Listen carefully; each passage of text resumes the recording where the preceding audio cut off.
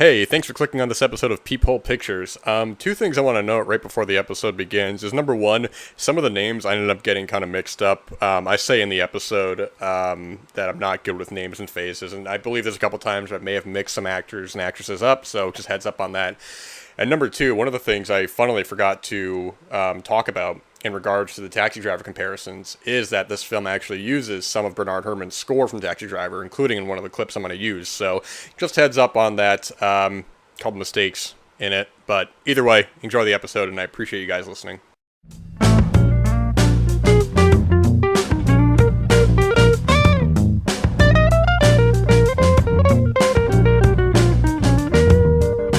On this episode of Peephole Pictures, we're looking at Water Power from 1976. I couldn't want her if she was dirty, but maybe she can be cleaned out. If I cleaned her out, she could be clean again. Then she could be all right. She could have good thoughts. Now she's dirty, and has shit thoughts, puke thoughts, but I can fix that. I'll give her an enema. She has vile humors. That's why she's acting like this. I'll clean out her vile humors. She might not understand right away, because she's having bad thoughts. But after it's over, she'll thank me. I know she will. She'll be glad I cleaned her out. Shaun Costello is a filmmaker who's come up on the show before. A little while ago, I reviewed Pandora's Mirror from 1981, and I was very enthusiastic about that film. Just a lot of the really interesting sort of filmmaking techniques, the story that he did, I think is a really solid film overall, and if you're interested at all, I would encourage going back and listening to that episode. But Shaun Costello would be primarily known for two infamous films from this era, the first being Forced Entry from 1973 with Harry Reams, and the other being today's film, which is Water Power from 1976. Now, I gotta say, I saw some places saying that this was 77, some saying this was 76. I don't really know, to be honest. I'm going with 76 just for the sake of it. I don't think it ultimately matters. But Water Power is a pretty known film in its own right, even for people who may not be fully aware of a lot of the films from the golden age of porn. Water Power sort of has, much like Forced Entry in its own way, sort of has this ongoing sort of cult status of being a really kind of infamous film. It reminds me of like this era when these sort of, you watch these films, and it's funny to see a lot of these kind of cult films, these notorious sort of films, get these nice kind of Blu-ray treatments, high definition, the highest kind of quality sort of restoration. But to watch a film like this or something like Faces of Death, these almost kind of dare films where you sort of dare your friends to, go out and be like, man, this really crazy film that, has these really crazy scenes in it. And you sort of build it up in your head. I think when we're all at a certain age, for film fans, hearing about certain kinds of films, we end up kind of making it to be something bigger and bigger in our head, and Water Power definitely falls into that category, But Water Power, to get into a little bit of the background of the film, so this was directed by Shaun Costello. Shaun Costello had been making films for the Gambino crime family, and now the story I've heard, I've read in different iterations, but the general kind of consensus that I've been seeing is that, or that I read, I should say, is that someone from the higher up had commissioned this film, since recently there had been a real enema bandit who had been recently caught. The name there being Michael H. Kenyon. And Michael H. Kenyon was known. He had got caught. Now, what's interesting is he didn't actually get caught on the sort of, because he was breaking into people's, these ladies' houses and, giving them enemas. He's also known as, like, the ski mask bandit, the champagne enema bandit, and he got caught for something else entirely of a burglary, and he ended up confessing to these sort of crimes that were going on. This was well known. He was caught in 75, and, for armed robbery. I'm sorry, I don't know if it was armed robbery or burglary, I apologize. But anyway, so this film comes out in 76, 77, sort of aping off the notoriety of that case, man. So you get Shaun Costello, who has sort of free reign to make a film like this. Although apparently the higher-ups didn't want to see the film. They were embarrassed by it, but they wanted to kind of get that money, get the success off that case, which is why on the poster for the film you see, I think it says like, a new film by Gerard Damiano, or, Gerard Damiano Presents, this and that, basically crediting him as the director, although he had no involvement, but the Gambino crime family had their own connection to Damiano because of Deep Throat, and if that poor guy didn't get in enough trouble as is, now he's being tied to Water Power, which isn't as well known, but I think definitely more shocking than Deep Throat, at least by this point, in the golden age of porn that had already been established. But I guess whether or not one was more shocking or isn't shocking is more so in the eye of the beholder. But anyway, so it's also important to note this film is coming out around the same time of Taxi Driver. Now, Taxi Driver is 76, so it's be coming out right around the same time. Taxi Driver, famous Martin Scorsese film. Water Power, much lower, much lower scale, but a lot of the same kind of comparisons there. And I'll come back to the Taxi Driver comparisons in a bit, which is interesting because as I'm watching the film, that film didn't actually come to mind, but thinking more about it and putting it all together, I can see why people would kind of draw the parallels there. But anyways, here we have Water Power starring Jamie Gillis, and I think this would probably be one of his most known films, one of his most associated films. Jamie Gillis, a famous adult actor who would kind of become known much, even past the golden age of porn, for a lot of what he would do after the golden age of porn. He was doing his On the Prowl series, and he was doing a lot of stuff on video. I recommend the book, which is a lot of transcriptions, Pure Filth, which was co-written by Peter Sotos, who's a known writer in his own right, and has a lot of transcriptions from some of Jamie's later films of their own sort of notoriety. I always blank on the name of it. Walking Toilet Bowl. I always want to call it Human Toilet Bowl, but I always get it mixed up. But anyways, that's all the conversation right there. Jamie Gillis is a fascinating guy, and he's a guy who I've always said, I feel like has always been seen as, at least from his films, as people I think get this idea of him in films of being this really kind of grungy, kind of guy who's really into this sort of gonzo stuff. He would be one of the forefronts into I guess the sort of like gonzo sort of pornography in a lot of ways, of really kind of pushing the extremes involving like bodily fluids and taboos and stuff. But he's a guy who, the more of films of his I've seen, I think there's a range to him that I don't feel like is always fully represented. I think he's a naturally really funny guy as well. I always think about him in like High Rise by Danny Steinman. There's that scene early on where he's on the couch reading the magazine, and just some of the dialogue he's saying is so crude, but it's so funny. And of course, recently I talked about, I didn't even talk about it on this show. I talked about it on another show, Blonde Ambition, by the Amera brothers, and he's really funny in that film as well. And he definitely did a lot of that kind of crazier stuff, later on. But I think the range of him as an actor, in a lot of the same ways I feel about Harry Reams. But Harry Reams, I feel like, was able to kind of represent himself more as having a more notable range, or at least people would know about the more notable range than Jamie. But Jamie, I always found to be a really good actor in his own right. But here, this is the one that he is always kind of brought back for. Basically, he's feeling pretty unfulfilled in his life sexually. He's at his apartment, he's reading these sort of dirty magazines, and nothing's really, doing it for him. He doesn't really have to say anything, you just kind of see it in his expression. He's a guy who really kind of wanders around. At the beginning of the film, there's some great photography on the street, which I really like a lot of the shots in this film. They're just going out in the street, and they're just, you're seeing the neon signs behind him, the different storefronts and all of that. I always love seeing films like this when they're just going out there on the street. It's not professionally set up, because that that's exactly how it was in that moment. There is no, making it look better or worse. It's just how it was. Hey, go out there and let's do that. Larry Cohen is a filmmaker, kind of got known for that, of just stealing a lot of shots that way. Just, hey, go out in the street, we're going to hide this camera to get this shot, and then we'll just run off after. And, now, it's probably easier to do now because everybody's got, camera phones and all that, so you can just run out and do it. But back then, having this equipment and just going out there and, you got to get the shot, man. It doesn't matter if people are looking into the camera or not. You really can't hide it too well. But anyways, some great stuff early on of him on the street. And actually, funnily enough, something I didn't even catch on at the beginning was when they, Jamie gets his photo taken in front of an American flag, and then you cut to a piece of music, which is the opening music from Brian De Palma's Sisters from, I think that was 72 that came out, to my knowledge. Don't quote me on that. But it's just funny. I didn't even catch that at that point. Somebody else said, yeah, they used the music from Sisters. And I go, what? That's wild, man. But anyways, so there he's feeling unfulfilled. He goes to this place where, he is, and also a good cast in this, by the way. He meets up with, he's talking to, I think it was it Suze London that he talked to? My gosh, man, my memory is fried. Anyways, he's going there. He has an interaction. He's some sex with Sharon Mitchell. But he still feels unfulfilled, and he's like, man, I need something else. I need something else going on. So he talks to, like I said, I think it was Suze London, but don't quote me on that, man. I'm not the best with names and faces, man. I get them wrong all the time. But anyway, so she's reading stuff off to him. She's like, we do this and this and this. She's going through them.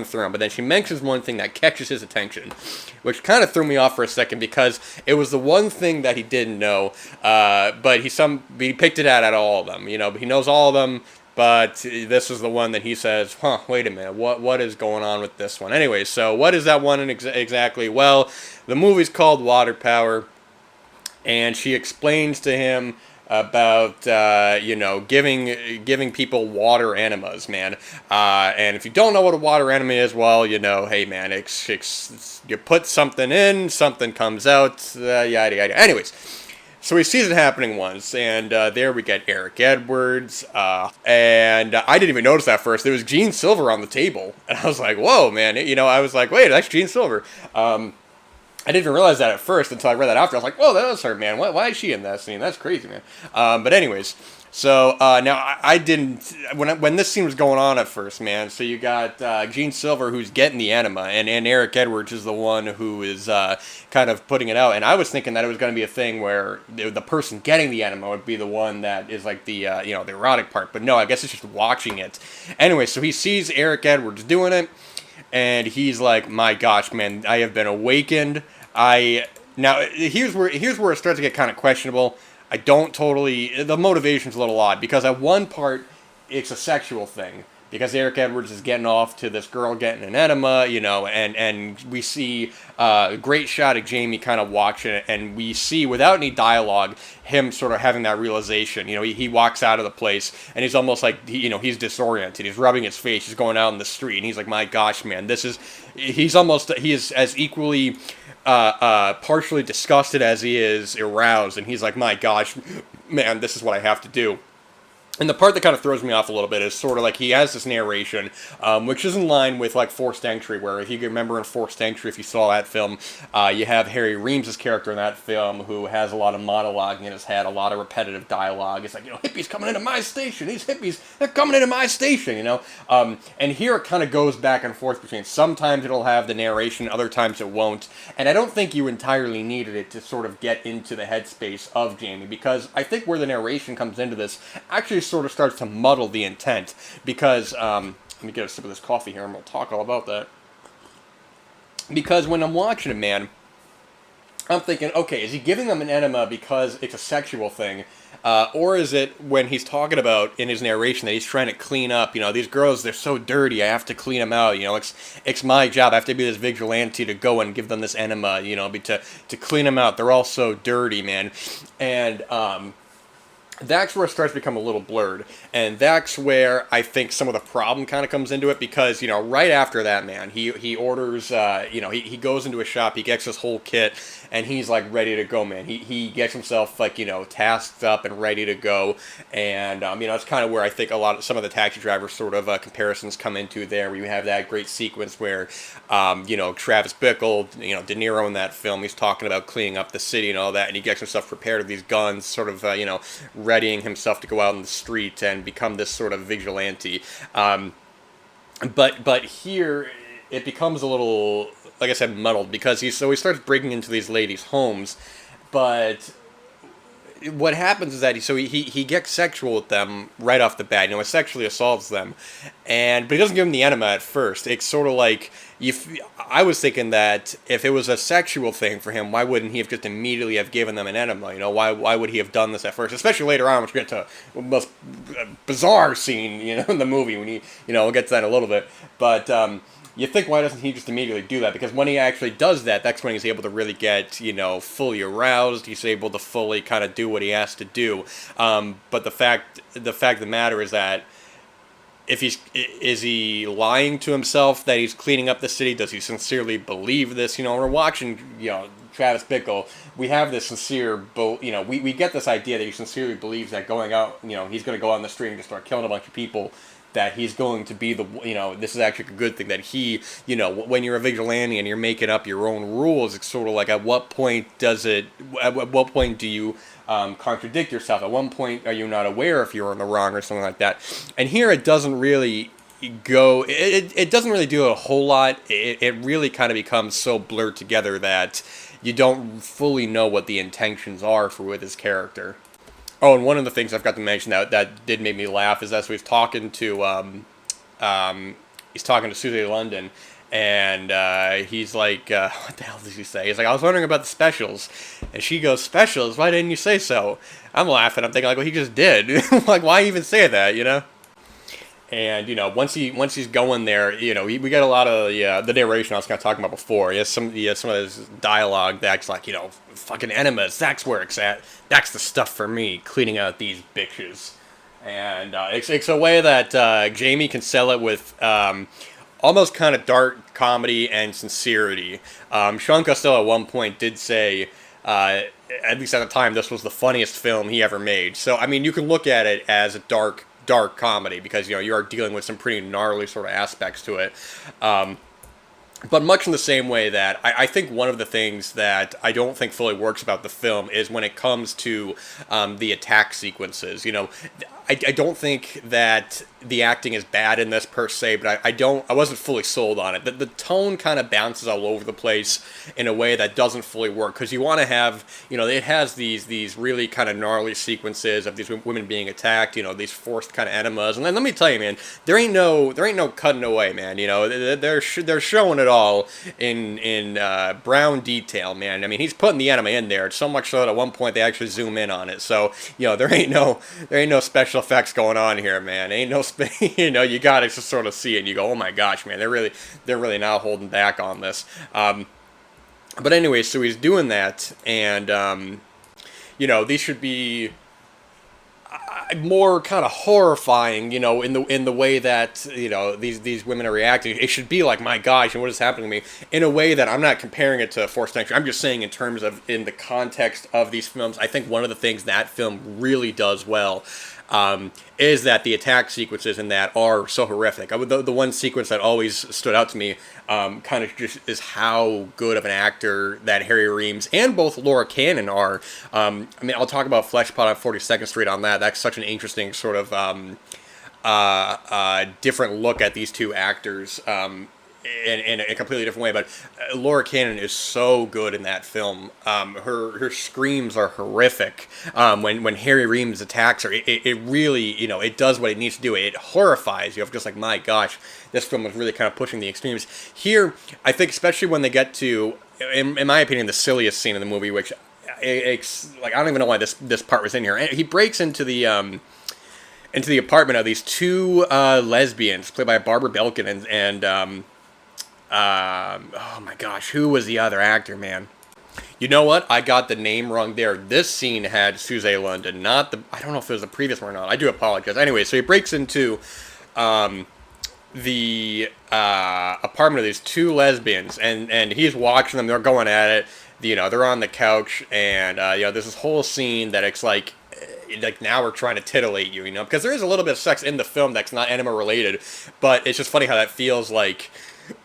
I can't imagine going to watch this film being like, man, this is really erotic, and then you get to the enema stuff, and you're just like, oh my, I can't do it anymore. Oh, now we're erotic again, because you have this ridiculous scene with these two lesbians, and then he breaks in, and he's, yelling at them, what are you doing, this and that, and not only are they lesbians, they're also sisters, and it's like, what is going on here, one of them is like, what if they tell everyone what happened? And I'm like, what are you talking about? Jamie, I was laughing. Jamie looks as confused by this as the rest of us. I'm like, what is going on here, man?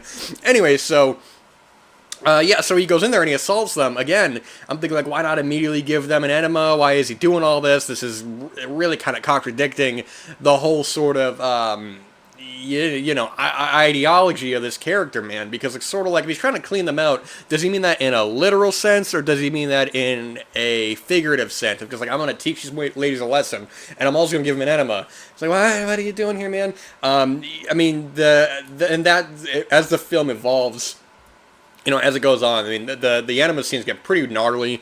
It's not for the squeamish. You watch this, it's sort of like, you know, you're watching a film like this, you kind of have to know what you're getting into.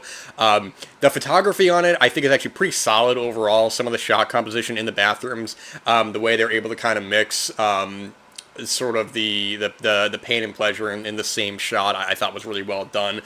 Because, you know, you imagine that these are small kind of bathrooms as is, but I think all of that is actually shot pretty well. I think that's actually some of the strongest stuff in the film are those bathroom sequences, just the way that they're shot. I think Shaun Costello is a good filmmaker, even though I'm not the biggest fan of, you know, Forced Entry, or even of this to the biggest extent.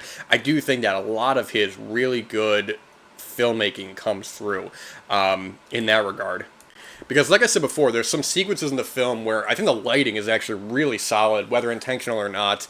Some of the interiors, you know, there's some great lighting on Jamie, and then there's like a scene where he's walking through the streets. There's this great red lighting on, excuse me, this great red lighting on him that also happens at the end. Like the final shot, I think, is really well done as well. And actually, the final shot was bizarre because they have this not the final shot itself, but there's like this closing text that I don't think is in all copies of the film, man. Because I was reading some things about there's different versions of the film. I think the German one, to my knowledge, is the most uncut and has, you know, and actually, funnily enough, speaking of the German cut. This actually did better in Germany because this was released under the title Spritz. So I guess, you know, Germans were all on board with this, man. Oh, I just had it here, man. Where the hell was that? Yeah, I can't find it right now. But it was something along the lines of just like, you know, so and so many rapes are unsolved every year in New York or I forgot in New York or in the U.S. or something, and I'm like, man, what's that have to do with enemas? You know, it's sort of like, I mean, I get it, he's sexually assaulting them, but I'm like, why is this even in the damn movie, man? It's bizarre, man. There's also a couple of cops that are on his tail, and they have C.J. Laing in the film, who's great. She is, you know, trying to lure in Jamie. She gets him in the apartment. She does something really dumb. She leaves out something that I'm just thinking, like, man, you couldn't put that anywhere else. And you know, this seems ridiculous too because the cops are like, oh man, we gotta get to CJ Lang's house. But they are so far away, and they just keep cutting, man. They keep cutting to the car driving like in the streets, and I'm like, how far away are these cops, man? And then they get there, and one of the cops just casually after this scene has happened, he's like, oh, sorry about that. And I'm like, what, man? This is terrible, man. You guys are the worst stakeout cops ever. Where were you, man? It's ridiculous. I was like, my gosh, it's almost comical they keep cutting back to these cops that are so far away. You might as well have not even had them at all, man. It's ridiculous, man. Yeah, the film, I think, because it has this really dark comedic tone to it, it doesn't fully work for me. I think that the acting overall is good. I think Jamie is good. Some of the dialogue I do think is a little hard to hear at times. Some of the sequences early on at the brothel kind of place are a little tricky to hear. It could have just been my copy that I was watching, which didn't have the best audio. I don't know if that was in the film itself, but there were a couple times where it was a little hard to kind of make out. Yeah, I think this film kind of has become, you know, whether or not any kind of cult film that has a certain status ends up being, you know, not only worthy of that status, but actually a good film is completely in the eye of the beholder. I mean, there's plenty of cult films like this, or notorious films, I should say, that it's up to you whether or not you think it is actually a good film or not. To me, I think it's an interesting film. I think sort of that it's not boring, but I admittedly was not completely invested in the film because while there are interesting isolated sequences, it just never really moved along. It felt kind of meandering at times, man. Where Forced Entry, I don't know if I like it better or not, but I think Forced Entry has a couple really, really exceptional things in there, like that scene with Laura Cannon, when you have Harry Reams' performance, which I think is very good and is against typecast in this, in that here, it was more so once you get past sort of the concept of it and sort of the gonzo sort of imagery in it, I don't know how much I'm really left with. And because when you get to the end, I sort of just like, all right, I don't, you know, I get what they're going for here, but it doesn't fully work for me. It feels like the stuff with the cops you almost could have like left out because it feels so late in the film, and then they don't really do a whole lot with it. I mean, as it is, I think this is definitely worth seeing, especially if you are interested in these sort of notorious sort of, I mean, I guess you can call it like a roughie, if you will.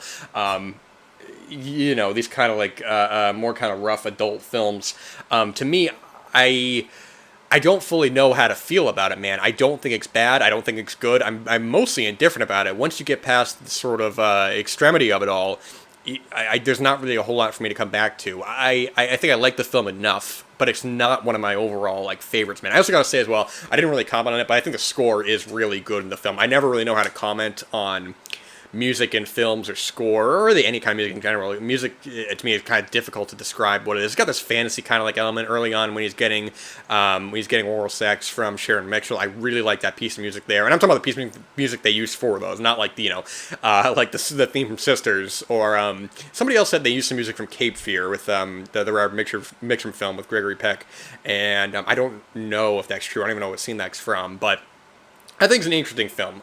It's ultimately your call if, you're going into this sort of what you're getting into. In that regard, I think the context of when this came out, of just this being such a notorious film from the era, is worth watching in that regard. Is it an actually good film? I'm leaning towards yes, but it's not one of my favorites, man. But it is worth watching, I would say, ultimately, because Jamie gives a good performance. Shaun Costello's directing, I think, really does come through at times. The music's really good. There's some great photography in it. It just didn't completely, captivate me. But not bad overall. I think worth watching nonetheless. So, that's Water Power, man. I should also say this was filmed in 1976. I don't know if this was actually released in 1976. So 1976, 77, give or take. Whatever. It's neither here nor there. But anyways, man, thank you guys for listening to this episode. I really appreciate it. I usually have something I want to kind of end with, but I don't really have anything here, so I'm gonna cut it right there, man. But anyways, thank you for listening to this episode of Peephole Pictures.